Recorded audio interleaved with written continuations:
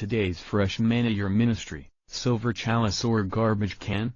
If you're going to read this article, put on the asbestos gloves.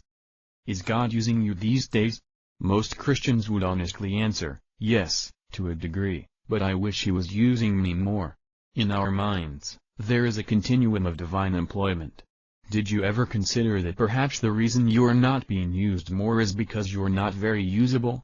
In Paul's second letter to his young disciple Timothy, he lists various defilements the world will offer those who want to be used by God. Then he says, "In a large house there are not only gold and silver vessels, but also vessels of wood and of earthenware, and some to honor and some to dishonor. Therefore, if a man cleanses himself from all these things, he will be a vessel for honor, sanctified, useful to the master, prepared for every good work." 2 Timothy 2:20-21. In other words, there are many different types of receptacles in God's house. He has crystal bowls and silver chalices, He also has garbage cans and toilets. The type of receptacle you'll be is up to you. Don't give me any malarkey about, "Oh, I'm just content to be an oil drain pan in God's garage." It's a cop-out and false humility. It's like saying, "I like sitting on the bench all the time." Remember, we're not talking about value to the Master, we're talking about usefulness. Our value to Him is as infinite as the blood of Jesus Christ, which paid for our sin.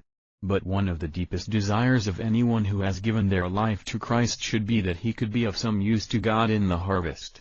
Disobedience will ruin your usefulness. King Saul was God's man until he failed to utterly destroy the Amalekites and their property. Samson was the hero of God's people until he started giving in to his lusts. Demas was greatly used by God as a part of Paul's missionary team, but he fell in love with the world and deserted Paul. On the other hand, if you determine to cooperate fully with God in your sanctification, you will be useful.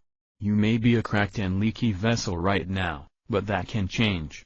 Jacob, Gideon, Matthew, Zacchaeus, Nicodemus, Joseph of Arimathea, and Paul, all were in a rebellion, all made a decision to follow and obey, and all were greatly used by God.